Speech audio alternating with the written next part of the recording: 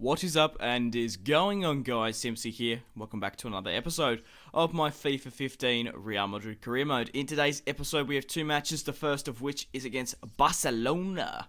And then later on in the episode, we have a match against Schalke. I don't know why I said Barcelona that way, but nevertheless, we have a match against them. In the last episode, we had a match against Atletico Madrid in the Atletico Madrid derby. We ended up winning 2-1. And later on in that episode, we ended up beating Schalke 1-0. Now, also, we do accept an international management offer in this episode, in the dead center of the episode, so stay tuned for that, and I hope you enjoy who I picked, which, I guess not really philosophy, I don't know what I was going to say, my plan for what my career mode is going to do.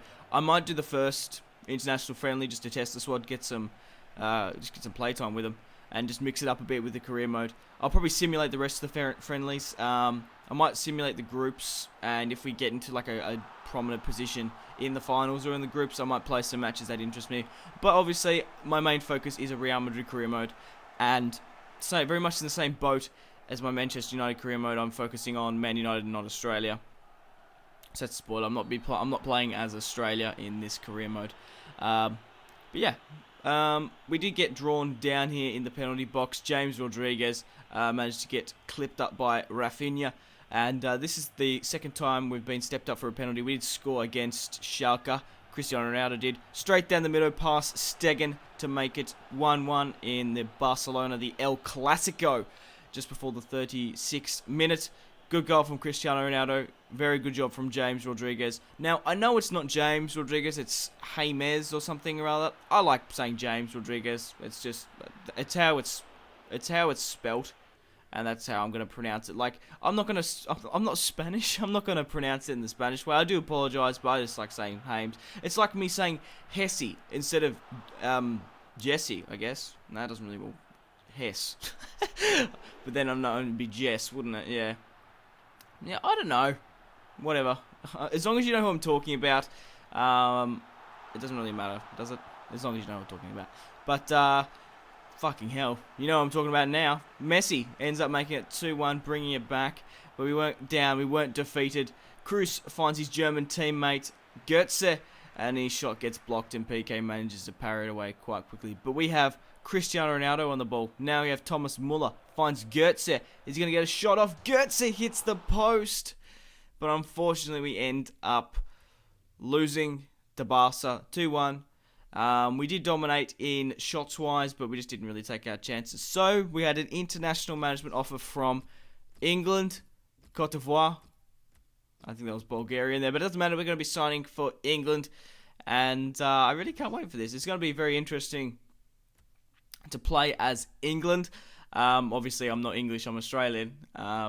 So I'm going to need your my British viewers to help me with the squad.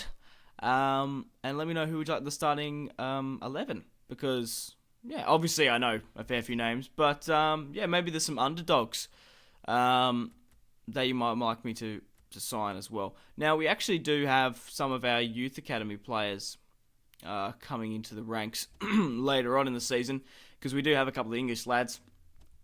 So maybe we could try to control them and work them into the international side. But we can't do the international selection because I joined at the date where you can't choose it. So at the moment, we can't see. But let me know in the comment section down below who would you like to make the England side. Now, Cristiano Ronaldo is currently the top goal scorer of the Champions League, followed by Zlatan Ibrahimovic is for PSG, and then Tiote for Roma. Oh, no, not Tiote, sorry. Check Tiote plays for Newcastle. It's Totti for Roma. Now, after that match against Barca, most of my team was knackered, so I did do some rotations, and it's always good to have like world-class players on the bench. I'm bringing on Isco, Muller, and Goetze, which are just, they should be playing first-team football, but it's just, you've got the money with Real Madrid, you might as well play them as much as possible. We're 1-0 up on aggregate against Schalke from that penalty. But like I said, Schalke and a lot of these German sides are solid. Like, we did get picked like a mid-range team. We could have gotten drawn with someone lower, and we also could have gotten drawn with someone a bit higher. But Schalke have a solid squad. Kevin Prince Boateng, Maya, Julian Draxler, there are a lot of good players in Schalke, and there's a lot of good teams in Germany as well. So I might be thinking about doing a German career mode. Probably not soon, but in the soon future, I guess. Marcelo there with the corner keys got spilled out to him, and he was having a shot off. But an unlikely header opponent. I didn't know why Cristiano Ronaldo managed to whip that in. He whips it in to Eden Hazard, the short Belgium, and he manages to absolutely bury it. It was a great delivery from Cristiano Ronaldo. He delivered the ball. I think it was because I changed up the team so much, bringing on Muller, Goetze, and whatnot. But Huntelaar as well manages to pass it off to his Schalke teammate to try to make it 1-1, but it was offside. And I still love that animation where they run, they think they've scored, and they leave it in. But I don't know what's with like the offside, like the linesmen. They always seem to look fucking retarded. But Muller scores against his former Bundesliga side. Well, it's not his; it's a former Bundesliga side. And what a goal from Thomas Muller there. He is so good. I'm playing him more as a striker role. He actually can play striker on his card. And obviously he's really great in the mid, in the center attacking mid. But with his height, I think he works well as a striker. But Eden Hazard on the ball here. He's already picked up one goal. Manages to cut back inside. Gets a shot off. Falls short to Goetze. And Goetze also scores against a former Bundesliga side and capitalises it to make it 3-0 at the Bernabeu. So we're 4-0 up on aggregate against Schalke.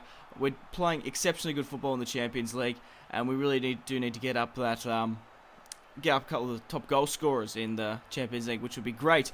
Obviously, goal difference doesn't matter in the Champions League. We're playing finals, but a solid hit there by Goetze to claim. I do believe that's his first Champions League goal.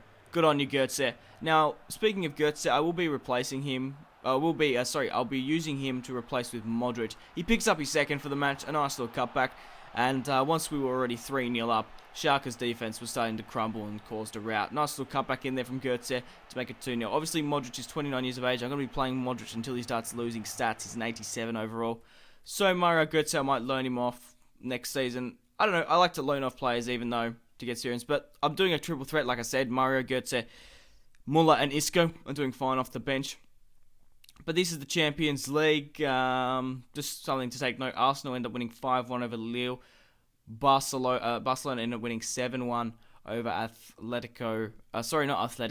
AS Monaco. But guys, we are coming to the end of the episode. Thank you very much for watching if you've watched all the way through. I really do appreciate it. Make sure to leave a like on this video, support my channel and this series, and there will be more career mode coming out tomorrow. Thank you very much for watching, guys. This has been Simpzy. I'm out, ladies, my friends. Goodbye.